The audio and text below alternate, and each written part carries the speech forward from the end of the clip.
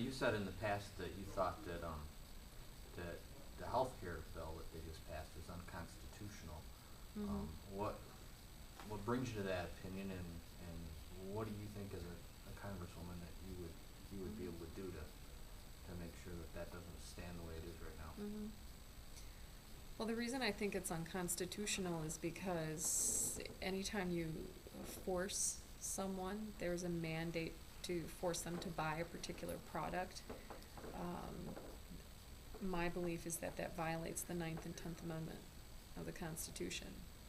And quite frankly, the way the health care bill was passed, it was passed, the whole process was just absolutely appalling the way they passed it, with all these backroom deals and even the Slaughter solution. She wanted to deem and pass it through without even allowing a vote on it. And the truth of the matter is, when they're telling you that it's going to not add one iota to the deficit, and you're going to get to keep your health care if you like it, and they sit around and sing kumbaya, but the truth of the matter is that the CBO doesn't analyze the data that it's given. It only, it's like a computer. If you put bad information in, you're going to get bad information out, and they only analyzed what they were given.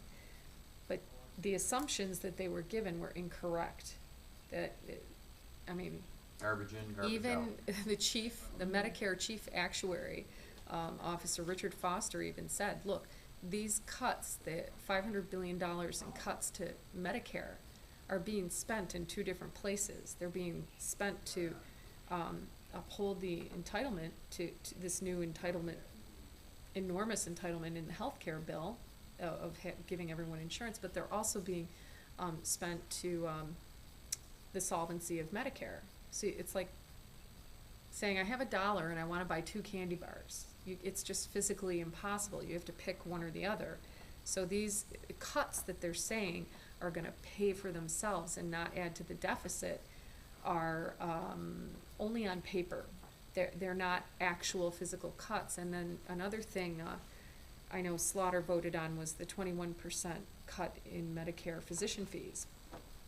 And then all of a sudden she realized, like, ooh, maybe that wasn't a good thing.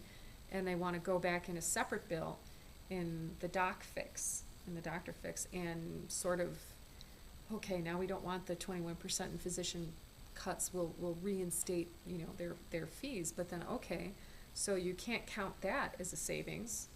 So they're counting the $500 billion in Medicare cuts, and they're counting the 21% reduction in physicians' fees, which they went back and fixed in a different bill. And the Medicare cuts are just cuts on paper.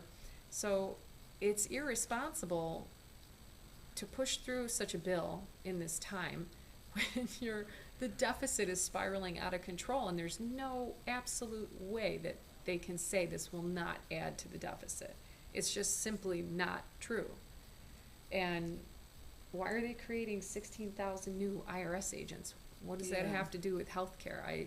I don't understand that one at all. And it's also irresponsible to say you're going to add 32 million people as healthcare consumers, and then you're going to add 16,000 new IRS agents. Well, why aren't you adding 16,000 new healthcare providers? Mm-hmm. Whether they be physicians, RNs, LPNs, who's going to take care of all these people? There's already a shortage of physicians, and now you're going to make it even worse, not to mention that you're going to add to the wait time, and you're going to see rationing of care.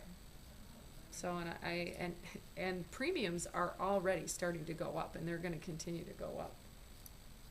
So I don't think that that's what the American people had in mind. Would you acknowledge, though, that we had some problems with our healthcare system that they hadn't been addressed in previous administrations? Absolutely, and, absolutely. That, what of what they did pass?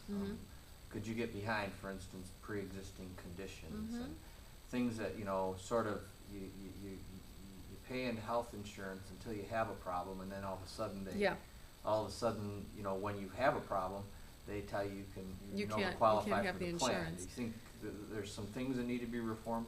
We absolutely need true healthcare reform, but there are a lot better ways to go about doing it. There's a great article by Mitch Daniels. He's the governor of Indiana, And he actually came up with a really marvelous plan, actually. He started introducing HSA, or health savings accounts, to his employees, like, and he saved his state 35%. There are plans out there that you can follow. I mean, there's, insurance across state lines to encourage free market. Anytime, that is the answer. If you encourage free market systems into the healthcare, and you have to address the main drivers of healthcare costs, which are chronic conditions, mostly. Those are the things that we really have to address in order to get any kind of controlling the cost of healthcare down. And there's HSAs, there's FSAs. You can look at how about letting people deduct, their healthcare expenditures from not just their income tax, but their payroll taxes. And under this new healthcare bill, you're actually going to have to, the percentage of your medical expenditures goes up from 7.5 to 10%. So it's actually going to be worse for people when they try to deduct. And now healthcare is going to be considered income, so any benefit you get through work is going to be added to your income, and you're going to be taxed on it. It's crazy. I mean, it's just, It's kind of like they sold crazy. us a It's car nuts. with none of the parts inside working. And, Right. and it's the most expensive. Well, I think their assumption is that, the assumption is that if we just give everybody health care and we allow everyone to have access to the care, that will decrease the disparities in delivery of care that are seen. But that's a false assumption, because they've done numerous studies in the Canadian system. There's a study out of I think it's the Journal of Bariatric Surgery, the April issue.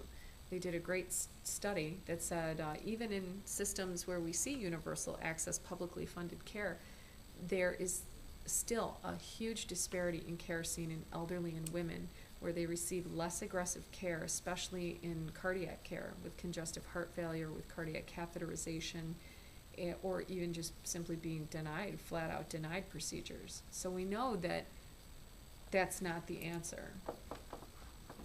Now, you're a dentist, and you also have a background. You're actually a doctor, so you've taken a lot of the same courses as a regular doctor would take. Yes. And plus, you have more than one degree in psychology. And you've Yep. gone through some challenges yourself health-wise, so you understand what that's like, and the fear and Yes. the things that happen along the way.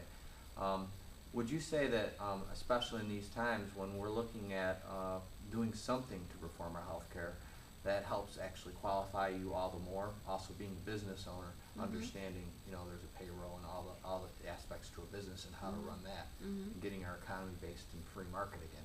Yeah, Would you absolutely. I mean, I'm not sure if under the current healthcare law, if I was forced to wait for the chemotherapy that I received, or if I had to wait 9 months or a year to get that treatment, I don't know if I would be sitting here talking to you about that.